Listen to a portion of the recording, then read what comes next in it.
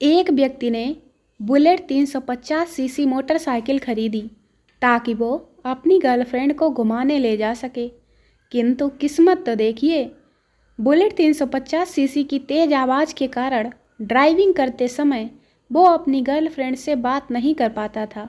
तंग आकर आखिरकार उसने अपनी बुलेट 350 सीसी, जिसे उसने बड़े ही अरमानों से खरीदा था, घाटा उठाकर यानी नुकसान सहकर बेच दी और एक नई एक्टिवा खरीद ली।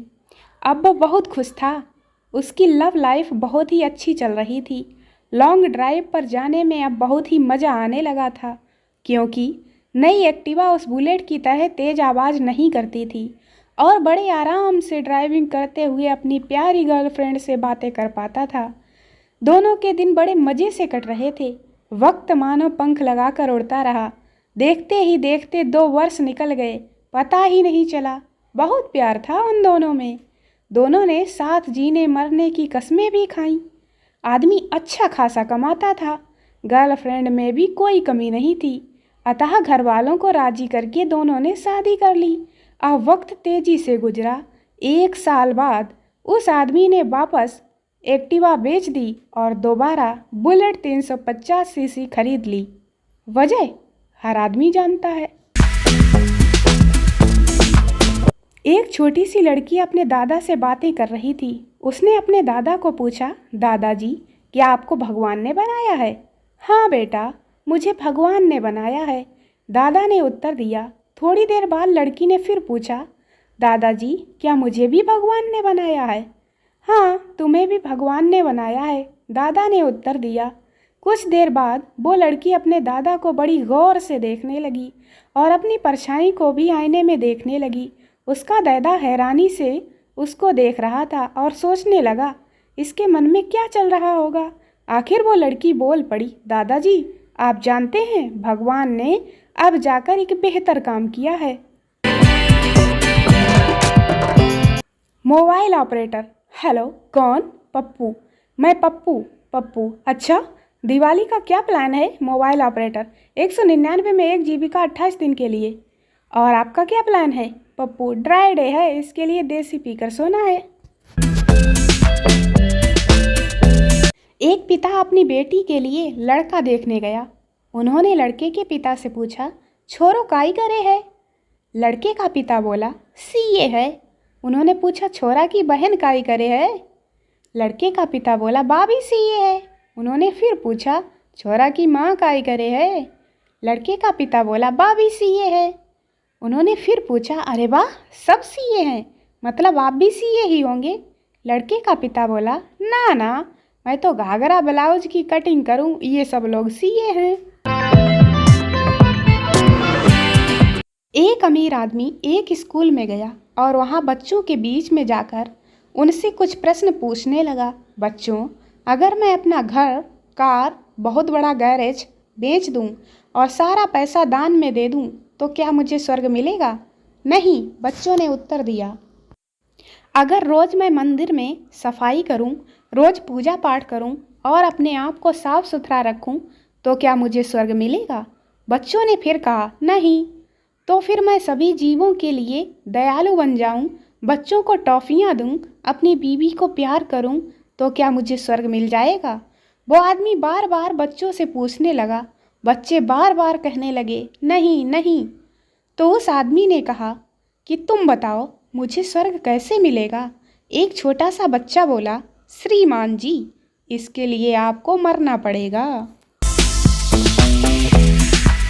एक बार एक तोता एक कार से टकरा गया, जो उस कार वाले ने उसे उठाकर पिंजड़े में डाल दिया। दूसरे दिन जब तोते को होश आया, वह बोला, आइला, जेल, कार वाला मर गया क्या? एक बार पप्पू, गोलू और राजू इस बारे में चर्चा कर रहे होते हैं कि किस देश के आदमी कैसे होते हैं। पहले पप्पू ने जापानी लोगों के बारे में बताया। इनकी एक पत्नी और एक गर्लफ्रेंड होती है, लेकिन वो अपनी पत्नी को ज़्यादा पसंद करते हैं। उसके बाद गोलू ने अमेरिकी लोगों के बारे में बताया। इनकी एक पत्नी और एक गर्लफ्रेंड होती है, लेकिन ये अपनी गर्लफ्रेंड को ज़्यादा प्यार करते हैं। सबसे अंत में राजू की बारी आई तो वो कुछ देर सोच में पड़ गया। और कुछ देर के बाद भारतीयों के बारे में बोलना शुरू किया। इनकी एक पत्नी और 4 गर्लफ्रेंड होती हैं, लेकिन ये अपने घर की नौकरानी को ज़्यादा प्यार करते हैं। डाकू अपने मित्र से, परसों मैंने फर्स्ट नेशनल बैंक में डाका डाला, कल मैंने थर्ड नेशनल बैंक में डाका डाला। मित्र ने पूछा, लेकिन सेकंड बैंक को क्यों छोड़ दिया? उस्ताद जी, भैया उस बैंक में अपना रुपया जमा है। भारत में बेटी, पापा मैंने शादी कर ली है। पिता, हार्ट अटैक। अमेरिकन कल्चर, बेटी सुबह सुबह घर वापस आई। बाप, कहाँ गई थी सारी रात? बेटी, सॉरी पापा, मैंने शादी कर ली है, वो मैं आपको बताना भूल गई थी। बाप, कोई बात नहीं बेटी, पर अगली बार मुझे ज़रूर बताना, भूलना मत। पत्नी, मैं तुमसे जो भी कहती हूँ तुम एक कान से सुनकर दूसरे कान से निकाल देते हो। पति, किंतु मैं जो कुछ कहता हूँ तुम उसे दोनों कानों से सुनकर मुंह से निकाल देती हो। पत्नी को एक थप्पड़ मारने की सजा 1000 रुपये जज साहब ने सुनाई। तब संता ने जज को पूछा, साहब एक थप्पड़ और मार दूं? जज गुस्से से बोले, क्यों? संता बोला, क्योंकि छुट्टा नहीं है मेरे पास, 2000 का नोट है ना। गरीबों के हितैषी चंदा इकट्ठा कर रहे थे। चंदा मांगते मांगते वे एक कवि के घर में पहुंच गए। कवि से बोले, हम गरीबों के लिए चंदा एकत्र करके बजट बना रहे हैं। कवि महोदय बोले, यह बहुत ही अच्छा हुआ, इस समय मैं गरीबी में दिन काट रहा हूँ, आप सही वक्त पर आ गए। रक्तदान के लिए खड़े लोगों की पंक्ति में एक व्यक्ति को नर्स ने पुकारा, मिस्टर स्टोन। पंक्ति में से आवाज आई, कमाल है, ये तो पत्थरों को भी निचोड़ लेते हैं। पति पत्नी के बीच बहस हुई और नौबत मारपीट तक आ पहुंची। पत्नी बेलन लेकर पति पर झपटी तो उसने बला की फुर्ती दिखाई और झटपट अलमारी के अंदर घुस गया। पत्नी बेलन से अलमारी का दरवाज़ा खटखटाते हुए बोली, बाहर निकलो। अंदर से पति बोला, नहीं निकलूंगा। पत्नी चिल्लाई, मैं कहती हूँ बाहर निकलो। पति भी अलमारी के अंदर से चिल्लाया, नहीं निकलता।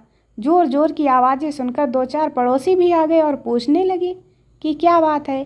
पत्नी लगभग चीखती हुई पड़ोसियों से बोली, ये डरपोक आदमी अलमारी के अंदर घुस गया है, इसे कह दो कि चुपचाप बाहर निकल आए, वरना। अलमारी के अंदर से पति दहाड़ा, नहीं निकलता नहीं निकलता। आज पूरे मोहल्ले को पता लग ही जाना चाहिए कि इस घर में किसकी मर्जी चलती है। एक भिखारी ने करोड़पति के पास जाकर कहा, सेठ जी, हम दोनों एक ही ईश्वर की संतान हैं ना? हाँ हैं। फिर अपनी जायदाद में से मेरा हिस्सा मुझे दे दीजिए। सेठ ने 1 रुपया निकाल कर दे दिया। भिखारी उबल पड़ा, ये क्या? क्या यही मेरा हिस्सा है? हिस्सा तो तुम्हारा इतना भी नहीं बनता, क्योंकि दुनिया के सभी लोग उसी परमेश्वर की संतान हैं। इतने लोगों में हिस्सा बांटूं तो तुम्हारे हिस्से में क्या आएगा?